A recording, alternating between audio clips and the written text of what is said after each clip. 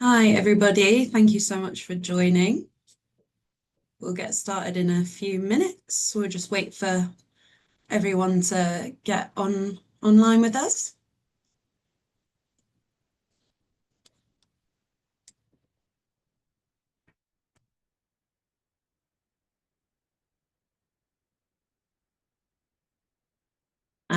And you can see, hopefully you can see the slide deck that I'm sharing. It's got a few of the sort of ground rules before we get started with the webinar. So just making sure that you're aware that we've turned off microphones and video for this webinar. They're automatically disabled. If you want to communicate with us, we've got the chat functionality for that. We've got the Q&A function as well. So if you've got any questions that you want us to make sure we try and answer in this call, please do use that Q&A functionality. And then if you just want to say hello in the chat, let us know where you're from, where you're joining from. That would be great. Please do introduce yourselves in the chat. And I'll give it about 30 more seconds and then we'll get started. There will be some time for questions at the end of the session, so don't worry about that. And the session is being recorded, so you'll be able to access a recording of the session after it's hosted. Great, so how many people have we got joining? Can you see we've got about 61. Okay, yeah. I think that's a good point to get started. So thank you all so much for joining. You've got myself today, Leah Hopkinson. So I am the International Primary and Lower Secondary Product Manager. So I look after all of our primary and lower secondary curriculum, our resources, and have oversight of the qualifications that go alongside that. And I'm joined by Kevin Hiatt, who's also on the call. Thanks, Leah. Yeah, I'm Kevin Hiatt. I'm the Head of International Teaching and Learning Resources, and I've been at Pearson for a few years now, but I was involved in the development of the Global Citizenship course from the beginning. There we go. So I'm going to kick off the session now, and like I say, just keep putting in any questions in the chat in the Q&A, and we'll make sure that we try and get to those. So this webinar today is all about demystifying what global citizenship is. So hopefully making it a bit clearer to you what the actual topics are, what the course structure actually looks like, and giving you a little bit more insight into the detail. So in order to do that, we have to first consider what global citizenship actually is. So I'm going to look at global citizenship more broadly, and then we'll look at why it matters, how we've organised it into topics for primary and lower secondary, and then we'll have a little look at what those individual topics include, and that will be across all years. So what does it mean to be a global citizen? So a global citizen is someone who appreciates a sense of belonging, either to their culture, their values, and also the ways in which they're connected to wider communities in a much more global sense. There are lots of networks that people can feel part of. It's also an ability to understand different perspectives and viewpoints from around the world, and appreciate that everyone is responsible for looking after the world and the people who live on it. So what is global citizenship from Pearson? So what does our program look like? How do we make that into a course that you can study with curriculum objectives that you can deliver on? So firstly, we provide all the teaching and planning materials. So you've got that right through from year 1 to 9 to deliver all of that core content. So that includes schemes of work and lesson planning. For every sort of curriculum objective, you've got explicit lesson plans to cover those objectives. You've also got your assessments as part of the course. So you've got progress tests at the end of each topic and the end of year. Right through from year 1 to year 9, it's consistent throughout. You've got progress tests. You've also got mark books, so you can track and analyse and review that progression throughout, which is really good for identifying areas that are stronger and also maybe need more support. And of course, it's all the resources that we then provide for learners. So the digital, the physical workbooks that you can use to present and for individual practice for learners as well. And underpinning all of that is most important, I guess. Behind everything, we've broken down our global citizenship into 7 core areas. So we've got social justice, identity and diversity, globalization and interdependence, peace and conflict, human rights, power and governance, and sustainable development. And we'll go across each of those areas and have a look at exactly what those involve. And we've provided a clear and structured ladder of progression of age-related expectations that really do form the backbone to all of our content across our teacher resources, qualifications, and our learner resources. So I'm going to hand over to Kevin now, who is just going to go through why global citizenship matters and talk us through those topics. Thanks, Leah. That's really helpful. So we've explained what global citizenship is. We've had a look at how the course works, but it's not English, it's not maths, it's not science. Why do we really think people should study this course? Well, there's quite a few different reasons, but we're going to begin with one that I think speaks very clearly to a lot of people, which is exam success. And that's not just exam success in global citizenship, but across the board. We think global citizenship is designed to get students thinking critically and ultimately developing their cognitive skills and their ability to focus and problem solve. These are amazing transferable skills, absolutely crucial to them succeeding throughout school and their career. And the course develops other transferable traits as well, such as social skills, where they discuss topics where they might encounter different opinions and build emotional understanding as they navigate these discussions and resolve conflicts, helping them to cope with stress in day-to-day life and the future. So why are transferable skills important? So I'm not going to talk about this for too long because I'm sure you've heard lots of talk about why they're important. But they're absolutely key to an ever-changing work landscape. And I think especially right now when AI is such a hot topic, looking at that statistic, and I'm not sure how much I believe the percentage, but we know it's true. Lots of students today are ultimately going to end up working in job types that didn't yet exist. Even where that's not the case, if you look at your jobs or my job or Leah's job and what that looked like 20 years ago, the skills are, well, the actual things that we have to do day to day are quite different in some ways. And the things that persist are the skills. It's the skills we're looking at. So I had a look at some of the different kinds of jobs that might exist in the future. And I did find that really, really interesting. So we had some things like AI ethicists, sustainability managers, wellness coaches, fintech analysts, a wave producer thinking about different types of sustainable energies and capturing energy from tidal waves. And it was so easy to just find this conjecture. And you think to yourself, how can we actually prepare students for that? We can't just give them a list of knowledge to know about these things. They need to have the skills to access that and understand it critically themselves later. So why does global citizenship matter? Well, it teaches these students to be able to take learning into the real world and apply it in lots of different contexts. They can take what they've learned in global citizenship and use it in English, in maths, but also real world in their work as well. It helps create more rounded individuals who think about their values and what really matters to them. We're hopefully going to look at one of our topics is globalization and independence, but across all of global citizenship, we're really looking at students building an understanding of world events and how it relates to them. We're then looking at how students can get engaged in local, national, and global communities and what they can do to influence those events at different levels as well, which I think is really key. So we're now going to take a little look at some of the topics in more depth. So Leah mentioned, I think, the 6 strands, and we're going to begin with a deep dive into social justice. So we're going to take a look at some of the major themes that we cover, and we're going to have a look at some examples from the courseware as well. So social justice, what does it cover? So we're looking really at the idea of justice and injustice, fairness and unfairness. And at a very young age, that might be looking at fairness and unfairness within a classroom. Why do they get a biscuit? Why do they get the good pens? Why do they get this? Why don't I? But we're looking at how that can then be looked at more broadly across society and across the world as a whole.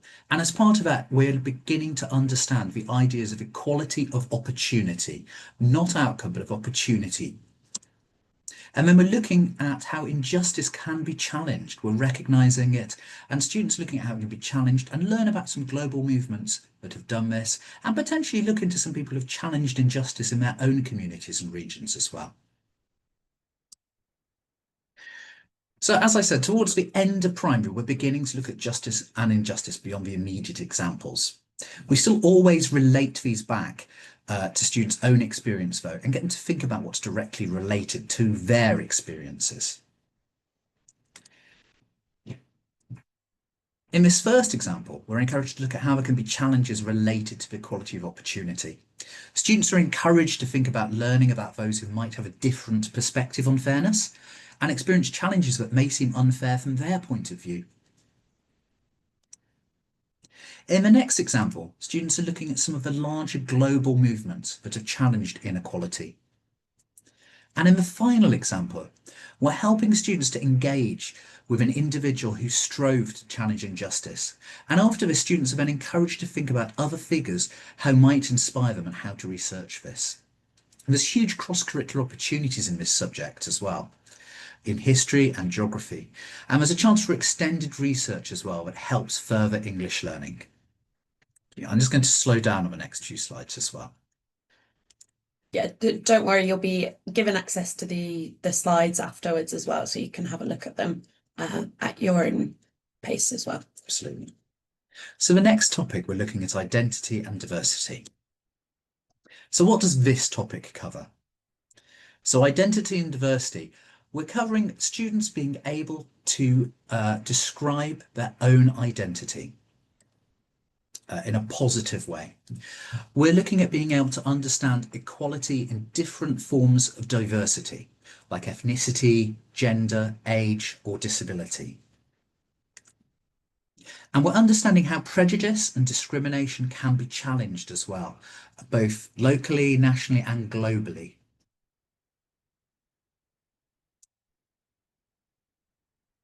So identity and diversity is a massively interesting topic, which begins in lower primary by really helping students to understand a sense of self, but also of other people and the similarities and differences they might see. Initially just in their class, where they can really apply it to their own experience and look at their friends as well and look at themselves. So in this first example, we can see students are being asked to think about people they may know and consider, and that we all have different likes and dislikes, and that that's okay. As students move through the year groups, they look at examples beyond their own immediate experience, and they begin to look at prejudice. In this next example from year 3, students are asked to think about the judgments we might make purely based on sight. And this unit then goes on to talk about the issues this can cause and how we can work to combat prejudice. It looks at the impact that these judgments can have upon people. This is year 3, so halfway through primary. In lower secondary, we really go on and students explore how social identities like race, gender, cultural and life experiences and the context in which you live shape your own worldview and perspectives. They're really encouraged to understand what makes them and have a positive sense of self, but understand how this affects others who they relate to. They look at examples from around the world and how identity can differ, as well as how we can challenge prejudice and support others as we'd want to be supported ourselves. In this example, from year 8, so halfway through our lower secondary course, students are looking at the issue of gender, and they're exploring stereotypes and prejudice towards women. Later in this same year, students go on to research and create their own reports on inspirational figures who've challenged prejudice on the basis of identity and diversity, and are now practicing identifying opinion and fact in news reports and the wider world. And our final example, taken from year 9, the top of lower secondary. Sorry. Sorry, help. Accident closed it. Yeah, sorry. In our final example, taken from year 9, the top of lower secondary, students are bringing together their exploration of identity and of prejudice, and they're working to apply their learning through effectively challenging prejudice themselves. As you can imagine, looking at identity and diversity and the different things that go into a sense of self and the challenges and prejudices that people have experienced throughout history and into the current day, has lots of links to research skills, history and geography and English, looking at examples from around the world and people from different backgrounds as well.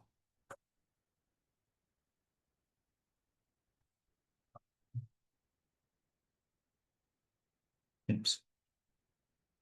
So the next topic we're going to look at is globalization and interdependence.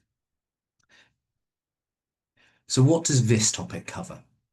So by the end of this topic, students are expected to understand the sheer breadth of different communities around the world and understand their own place in the global community as well. They'll begin to understand how things like trade, advertising, work, health and culture all reach out and affect us across borders. And they understand the impact of global differences, including tackling inequalities and poverty on a local, national and a global scale. So in the globalization and interdependence topic, you can already see in our first example, which is taken from the very start of primary, that following an in-class discussion, students are making the links between their own experiences and the wider world. No. So these kind of links between their own experiences, the local, the national and the global happen throughout global citizenship and help the course be relevant and relatable while still providing important exposure to the global community. In our second example from year 5, so that's near the top of primary, we can see students have been looking at the global reach of goods and of advertising, and they're encouraged to understand the ways in which global advertising and trade reach us and attempt to influence us as well. In year 8, we then go on to look at people's reasons in the present day. What new reasons are there and what reasons may be the same? And our final example from the end of lower secondary, we can see students are bringing learning together and really considering the benefits of global connectivity and how we can learn from each other while still being mindful of our differences. Globalization and interdependence is full of opportunities for cross-curricular learning. Science through global health and food, history and geography through trade and migration, but also we begin to see links to commerce, business and marketing, subjects that children might go on to study at a higher level, and the growth of key inter-subject skills and the understanding of new topics. I'm going to pass over to Leah to cover the next 3 topics. Thanks so much, Kevin. I've seen lots of sort of chat comments coming in and Q&A. So hopefully, Kevin, you can have a look through the Q&A while I'm going over the next sort of topics. So, peace and conflict. So at a very early level, this topic starts to explore what being a good friend looks like, how you can share and play together, care for others, and how you can make up and resolve conflicts. So that happens all the time at school. It's super relevant, and we make sure the examples used are super relevant. So it's looking at the causes of conflicts on an individual level, and then scaling this up as you progress throughout the years to looking at conflicts across communities and nations, and why working together is important. We also take a little bit of a look into organisations that seek to come much more wide-reaching conflict as well. So some of the benefits and outcomes of this topic are, at a very young age, we're looking at already learning how you can resolve conflicts with friends and why it is important to resolve conflicts. So developing that empathy, those negotiation skills, conflict resolution and communication skills. This topic also supports other subjects. So you've got history and geography because of those examples that we're weaving in throughout. So I've just pulled up some examples as well. This is a very early example. As I said, looking at how learners can resolve those conflicts that they might experience. They might be very familiar with experiencing falling out with a friend, and then how you might go ahead and resolve that conflict. And this grows to analysing examples, different scenarios, and having a slightly more sophisticated discussion of how power can be abused, and in this situation that's being described, how there might have been an abuse of power and the feelings that can lead to, and how that could be resolved. I've just popped in another example there. So this is using a case study. So again, I mentioned those sort of cross-curricular learning opportunities. So this is looking at an example from the Second World War. So making those links, identifying those opportunities that they might be learning about across other topics, and just trying to exemplify how global citizenship, the nature of it, it ties in really well. There's lots and lots of opportunities for it to tie in with many other different subjects. Okay, moving on to human rights. So this topic covers the meaning and the importance of how human rights, how they are interpreted, how they are discussed, how they might differ across communities and globally. It also looks a little bit into the organisations that defend those human rights as well as encouraging and developing an understanding that you should respect people from all different cultures and backgrounds. So some of the benefits and outcomes of this topic. So it develops key reasoning skills and also persuasive writing, and I'll hopefully give you an example of that, and that case study analysis here as well. So a key thing with this is we go into a lot of discussion and there's a lot of differing opinions. So being able to argue points and get your points across effectively and without just having a fight about it and without just arguing it, but being convincing and how to structure your argument as well. So some really key skills that are being developed with this topic. And again, there's cross-curricular links and opportunities with English and history, notably with sort of persuasive writing element for this. So I think some of the examples that I've got on the screen. So this is looking at which one you think is the odd one out in terms of these different pictures. And it's important to note here that this doesn't necessarily have a correct answer. So a lot of global citizenship could be interpreted differently by different students, and it's about how you approach those sort of conversations and discussions.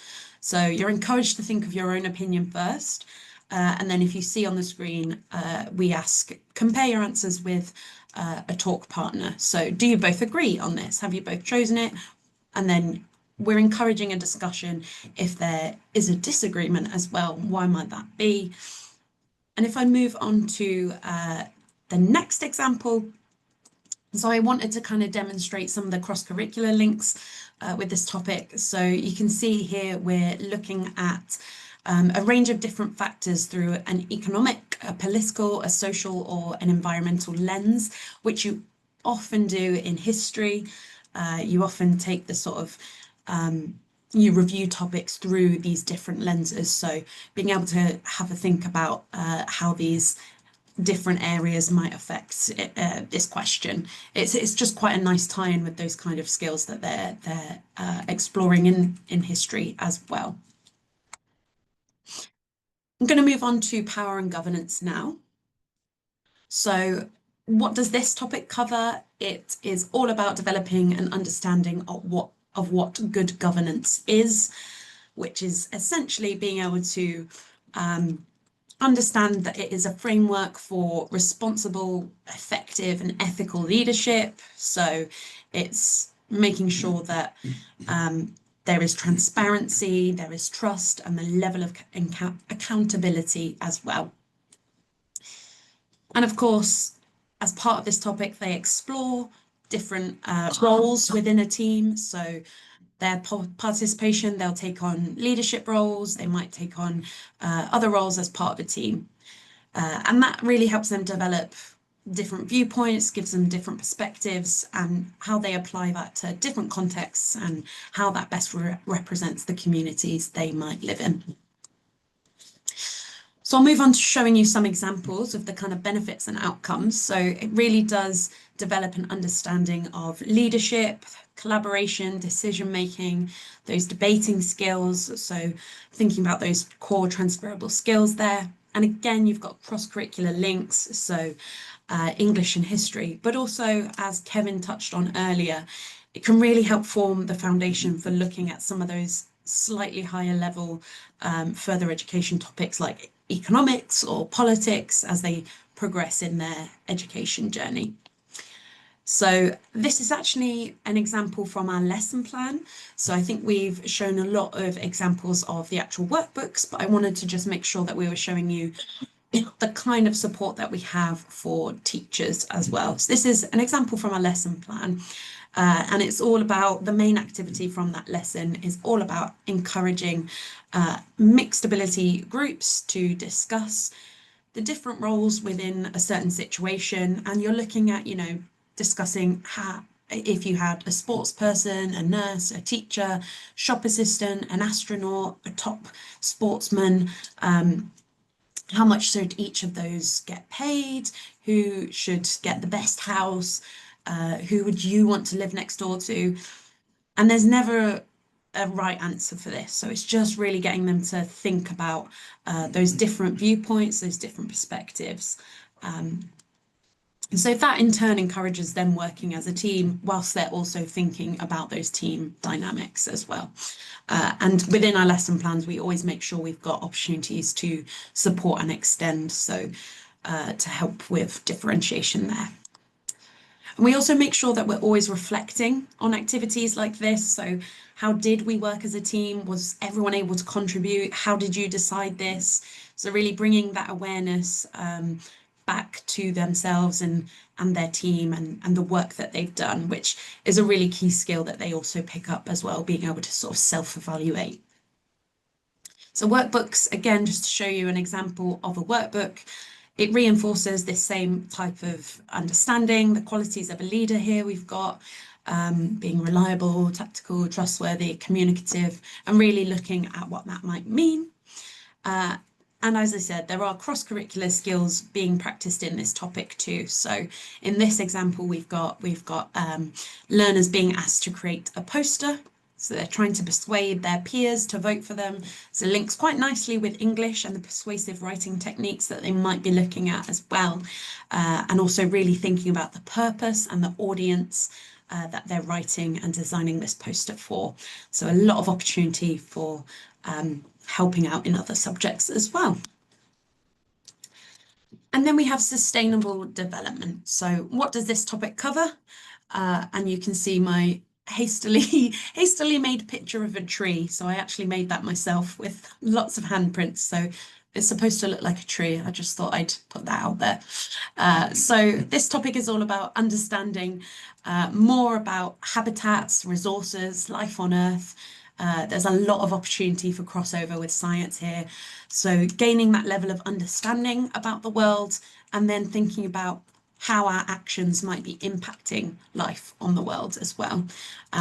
It also develops an understanding that there must be a shared responsibility to try and reverse the threats posed to our world, and also highlights that we have to try and collaborate on a global level in order to protect the world and all of the life on it.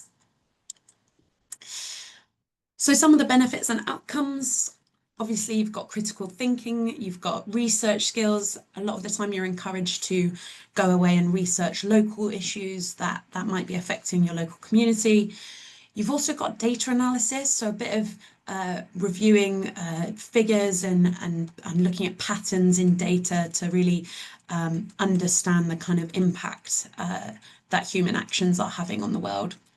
And as I mentioned, you've got really good opportunities for that cross-curricular learning. So science and geography are the two that I've pulled out here, but you've also got some data skills there being highlighted, so maths as well. I'll talk you through some examples. So this one's looking at rewilding. So it's looking at whether you support different, whether you think different opinions are supportive of rewilding or whether you think they are not supportive of rewilding. So outside of the actual context of sustainable development, this is just a really crucial skill. They're looking at statements and being able to understand what that statement is meaning, what it is saying. So whether it is a supportive statement, whether it is something that is against, and being able to think about those statements. So this is the sort of foundation of constructing an argument and being able to understand differing opinions. The next example I've got is just to demonstrate how closely this can link in with those other subjects again.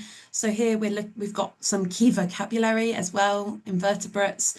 You know, you've got reptiles, mammals, sharks and rays, marine plants. So this will have a lot of crossover with science, where we are developing that understanding of life on Earth and the life that might be affected by the actions of humans. And then finally, again, just to demonstrate, we look at different habitats across this subject and what a habitat is. So a lot of overlap there with your science studies as well. So we've looked at the kind of benefits and outcomes across each topic, and I really wanted to pull these into some broader areas so we can kind of summarize the trends from across all of those topics and all of the years in terms of the benefits and outcomes that global citizenship as a whole really provides for learners. So I have thought of 3 key areas. So the first key area is those transferable skills. So we keep referring to them. The way the course develops critical thinking, teamwork, communication. It's a really important one here. There are loads of different skills that I probably haven't listed out. Research as well, problem solving. Across this course, there are many instances where students might encounter questions where there isn't a correct answer. And the question asks purely for learners' opinion and then invites them to discuss that with their partners or in groups. And that's where they really start to develop those communicative skills. They're practicing English too, learning how to negotiate. A lot of opportunities for independent research as well. So they might be asked to find out about local issues or initiatives or people that might be fighting for justice.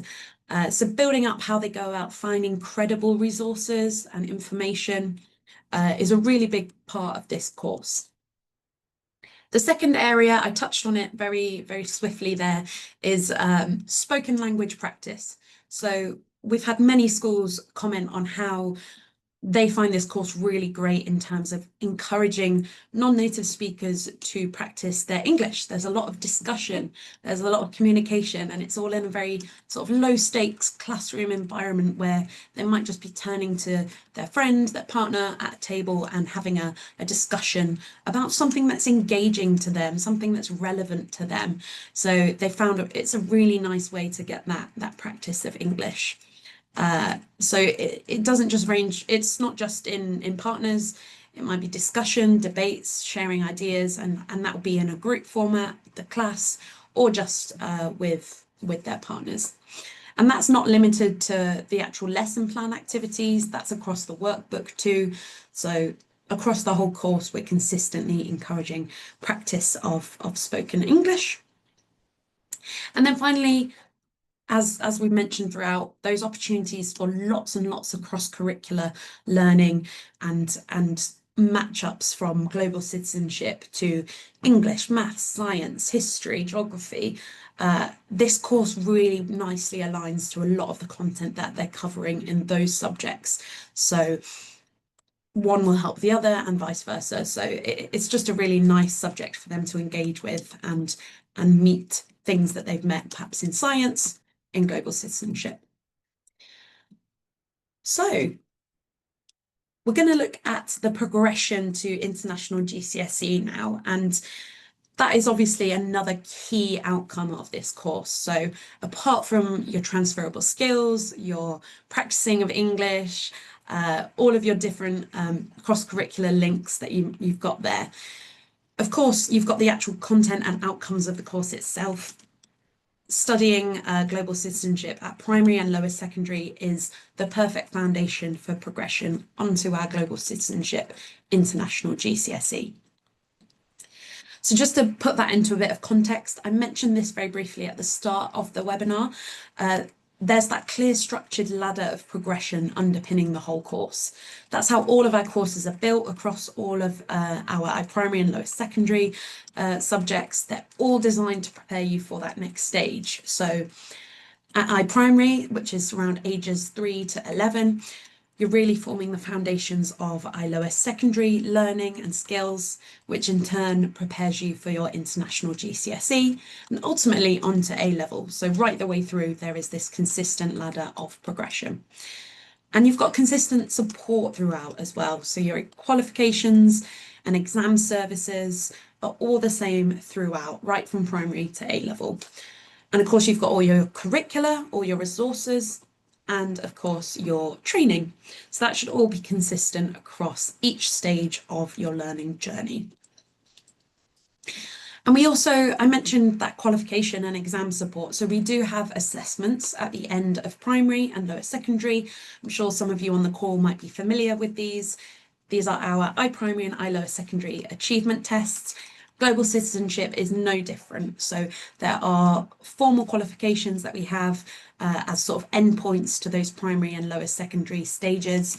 And they are entirely optional, but they're treated with the same rigor, the same sort of level as our international GCSE and A levels. And they're a really nice chance to recognise the achievement of these ages. And also identify the top performing learners. So they're also part of our outstanding Pearson Learner Awards. So a really good chance to recognise those top learners at a local and global level. And just to really demonstrate that clear structured ladder of progression I keep talking about, I wanted to walk you through an example of a specific curriculum objective and how that progresses. So typically for iPrimary and iLower secondary, we take international GCSE as the end point. So everything for global citizenship, we've taken those key themes at GCSE and we've broken those down into more granular areas to form the building blocks for progression. So it might sound crazy, but you're already en route towards preparing for your GCSE content with some of the content that you're covering at primary and secondary. So this is our first objective. So it's knowing that there are many different creatures and plants on Earth that need different habitats. So this is an objective from sustainable development, in particular looking at biodiversity and habitat loss. And you can see just how it progresses over the years. So by year 3, you're looking at understanding how plants and animals support each other in the food chain. Again, hopefully you're seeing how this correlates to science and ties in really closely there. And then your endpoint of year 6, your iPrimary, we've got explaining how the disappearance of one species might affect other species. Moving into lower secondary, we've expanded that and explored that in a bit more detail to looking at the specific causes of the crisis of species and habitat loss and how we might be able to address that. Moving on to knowing about the illegal wildlife trade and how that might affect some of the extinction of species and what we're trying to do about it. So you can see hopefully that there's a lot of progression across from year 1 to 9, and I've not even included every year as an example, but you can see how that progresses. And I've also popped in an objective from our specification for international GCSE. So looking at the impact of global economic development on the global commons. So those are shared areas like the Antarctic, where we're all responsible for them, which includes rainforest removal, biodiversity loss, ocean pollution. So you can really see how the building block at year 1, knowing that there are lots of different creatures and lots of different habitats, helps build that initial understanding to progress you and support you right through to your international GCSE. And just to focus a little bit on that international GCSE and the kind of scope of that and what that includes. So our international GCSE absolutely builds on the learning in primary and lower secondary. Hopefully I've demonstrated that to you. And really key and central to this is our community action project. So this is a chance for learners to kind of take some of those skills that they've been learning throughout their primary and lower secondary education and put it into practice and really start becoming these active global citizens, making their own project, applying their knowledge, their understanding and skills to support their local community. So there's tasks such as research, problem solving, advocacy, and evaluation that they'll all be actually practicing through their community action project. All these topics have been created in the same culturally appropriate and sensitive manner. They're really suitable for an international audience, just like our primary and lower secondary programme. This is meant to be suitable for any international learner. And whatever students choose to take at international GCSE, so whether they do global citizenship or not, hopefully we've demonstrated just the sheer amount of transferable skills and benefits they can get from studying it at primary and lower secondary will support them in their further education, help them engage with new content, new ideas, and help them excel in whatever they choose to do. I'm going to hand over back to Kevin finally, just to sum up some of our key takeaways there, because I've talked a lot. Thanks, Leah. I mean, there's lots and lots of key takeaways here. We think global citizenship is a massively valuable subject that adds a lot to students' experiences and also their achievement across just their lives, really. I think one of the key things we want to say is that we're looking at developing really active and engaged global citizens who can engage with things that really matter to them and to their broader communities and can see themselves as somebody who makes a difference rather than someone where things just happen to them. It's really important to remember as well the content of all of this, and I'll mention this again in a sec, it's been written specifically for this audience. It's culturally sensitive, it's appropriate, and it's relevant as well. It's not about the UK, it's about the globe. It provides brilliant spoken language practice of English as well, in a situation where we're actively encouraging open discussion and challenge. I hope you've seen from some of our examples as well the valuable aspects of cross-curricular learning that are in it as well. We've talked about English, science, history, geography, but I think in all areas, it's a fantastic opportunity to develop those topics that I know some teachers love, but also to draw links across subjects just in general. All of those transferable skills are coming in as well through that discussion, that challenge, those other subjects, the chance to think about things in a different way, and especially things where there's not necessarily a right answer. And then final couple of points. It's been written specifically for international schools. I know I've mentioned that before, but it's really important to remember. This is content for the international learner and their place in as part of the global community, whether they be in a school in Europe, Africa, Southeast Asia, anywhere. This is for an international audience. And finally, just finishing with this, it's a chance for them to understand and engage with different opinions. And it's not something students often get to do in a really constructive way, where they're taught to value other people's opinions, to discuss and to understand that it's okay to disagree sometimes in that kind of safe, structured environment that a school can provide. So with that, I'm going to tie it up and leave it there. And I think we've got an opportunity, if that's at all helpful, for some questions as well. So I've tried to answer some as we've gone along in the chat, but if there's anything else, this is your chance to either type in the Q&A or to come off mute and ask us as well. Thank you. Thank you so much for listening, everyone. I will end the sort of slide sharing so I can have a look at some of those questions that you might be asking. Please do take the chance to ask any questions if you've got them. In my school, over 65 candidates take it at GCSE level, and they're always asking if there's progression to AS or A level. Yeah. So it's really great to hear that and get that feedback from you. And if what I would say is if you keep feeding that back to us and telling us that that's something that they'd be really interested in, then we can take that to Pearson and start making cases for it. We don't currently have anything at international A level. We don't, but we're always looking at our future qualification and resource planning. And if there's sufficient demand in a subject, obviously we can't make everything call at the same time, but if people are really interested, tell us. Yeah. And then it's much more likely that it's going to happen. So the next question, a first-time teacher of global citizenship, what are the key things I should focus on when guiding pupils through their citizenship community action project? So I'm going to say that this is international GCSE in all likelihood. So actually one of the things that has come up here is getting students to make a really coherent, well thought out plan. So one of the issues that they often come across is that they're not quite sure where to start. So asking them to make a list of issues within their community, people they'd like to talk to who will have an opinion on that, on those things, and also some of the things around like the bias and the opinion of those people as well, so that they're able to kind of understand what is an actual focus area in their community. And then one of the other things I think as an educator that's really important here is it should be something where a student is going to actually ideally be able to make a tangible difference.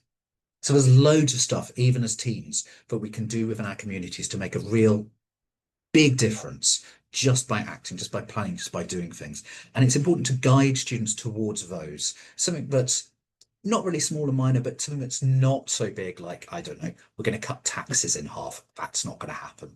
But there's lots of things they could directly impact. And giving students that sense of scale and where they can have the most impact is probably where you can be most valuable. Yeah, I would say as well, there's a lot of support online. I think there's a guide around your community action project and how to help you choose your topics and a lot of guidance around that. So if you give that a little search or get in touch with us, we can help point you in that direction outside of this call as well and help support you via email if that's okay. Are there any textbooks for iPrimary Global Citizenship? So there aren't any textbooks. The main books for the course are our workbooks. So we only have workbooks. They're available digitally, but also in print form as well. And they can still very much be used as front of class presentation tools to guide you through your content. Another question. Are there institutions offering training to teachers on international curricula, for example, Pearson? If not, are the international schools in Kenya offering internships to train Kenya-trained teachers on the international curricula? So I couldn't speak to individual international schools within Kenya because I think they're private, mostly private institutions. So that would be a matter for them. But what I can say is Pearson actually has a really broad catalogue of professional development, including professional development specifically for the international curriculum and specifically for global citizenship as well.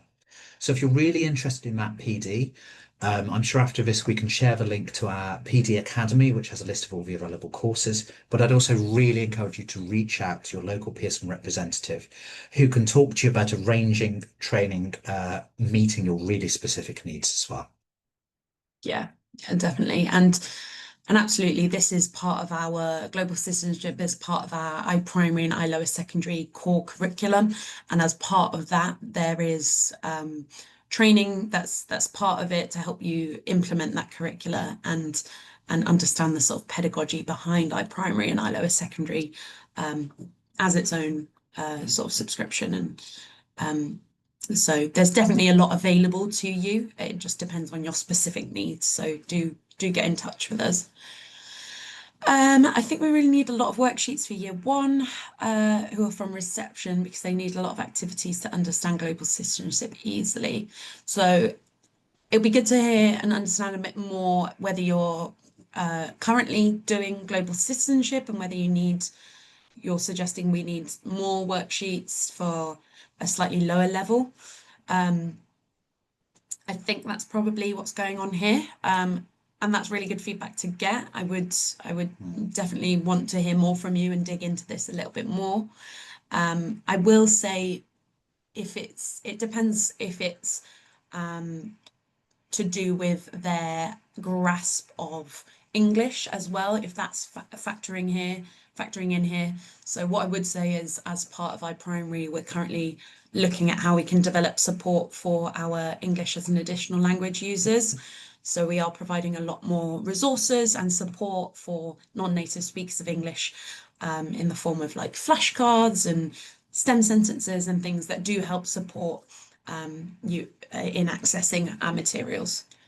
And just to say, because at the moment, I think there's only one worksheet in year one, but there's loads of other materials there and loads of teacher planning and workbooks as well. So if it's not the access to the English language issue and it's more about understanding the concepts or grasping global citizenship, then I'd really encourage you to look really closely at the lesson planning and reach out for that professional development need as well, because loads of the learning at that age is because we want children to understand. It's really practical, really physical, lots of discussion as well. Yeah, definitely. And I think not knowing what global citizenship is a really good place to start, and just, having that initial discussion. Love the very detailed iPrimary lesson plans and workbooks. I find marking the assessments can be tricky at times as they're based on learners' points of view. Yeah, that's valid. There should be mark schemes that accompany our progress tests, which help give you guidance on that. But you're right in thinking, as you're working through the workbooks, it might be a lot about ensuring the student is representing their opinion and their perspective clearly, and giving good justifications for why they've made that argument.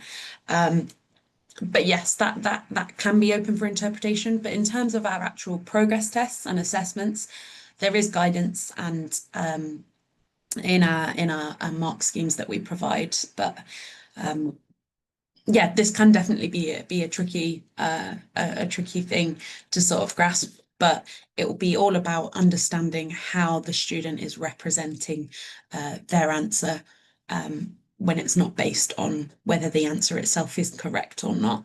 But you can get in touch with us, as I say, and we can, if there's specific examples that you want more support on, we can look at how we might be able to better support you.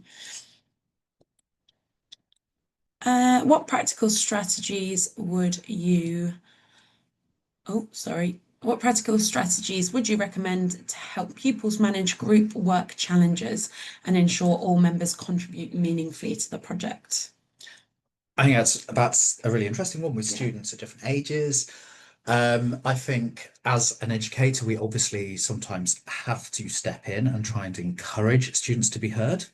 There can be situations where you might want to set some ground rules around participation to make sure perhaps quieter children who do have something to say get heard.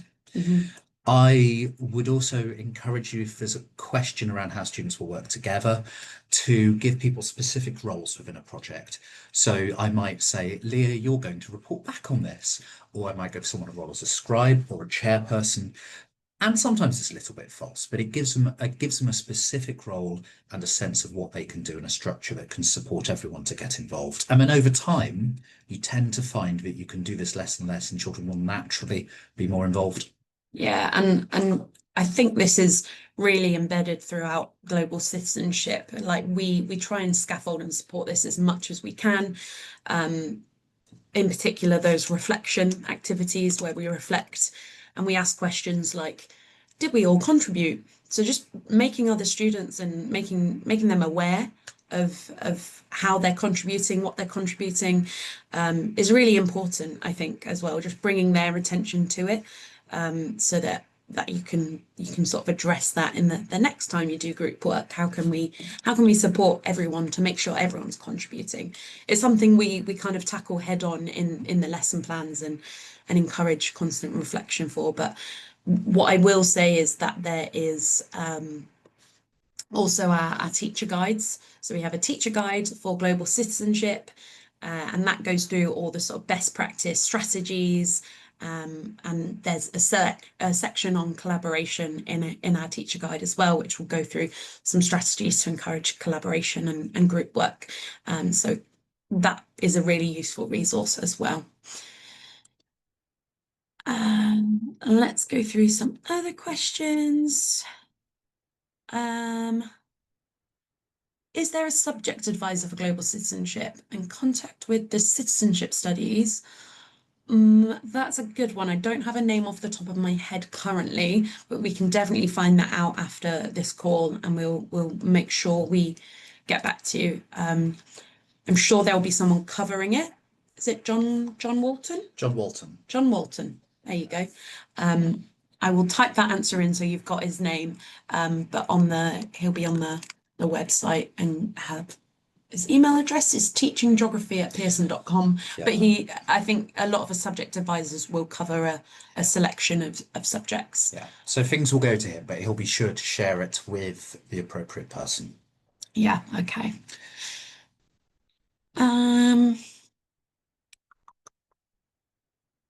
So taking the just reading through all the questions. We've got a few questions. So I think let's take the one about the topics in the Primary 6 workbook aren't arranged according to the numbers in the objective codes.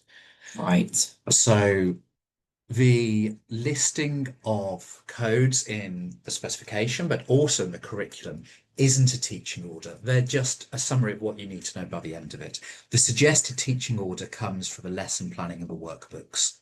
Yeah. So we would recommend sort of taking the structure that's in the scheme of work and the lesson planning as the ideal sort of structure for that.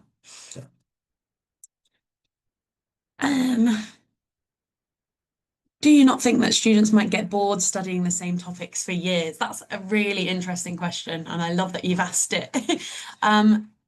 I think this topic is so interesting because it's so relevant at every stage, and I don't think so. So I take some examples from global citizenship often to conferences, and I actually get adults to do some of the activities that we're encouraging our secondary students to do with global citizenship, and everyone gets really engaged because it is such an interesting topic that lots of people can have an opinion on, and I think that difference in opinion is almost always quite an interesting and motivating and engaging aspect of this course, that there's not always people agreeing about the same thing. They're not just learning facts from a book, they're actively engaged in discussion. And actually, you know, we say we're studying the same topics right from year 1 to year 9, but the level at which you study them and the kind of depth that you go into differs a lot. So obviously thinking about making how you resolve conflicts in year 1 looks a lot different to what you're studying at year 9 and when you're applying that on a global scale. And the examples and the chance to bring in your own real experiences. It's just absolutely fascinating. I mean, like Leah and I could address the same topic in entirely different ways, but it's equally valid, and this subject really celebrates that. yeah. I'm aware we've still got like 7 different questions in the chat, but I think we'll probably have time for one more, and then don't worry if you've asked a question, we'll make sure that we get back to you after the call, and we'll reach out to you. So we'll make sure that we get to your question. So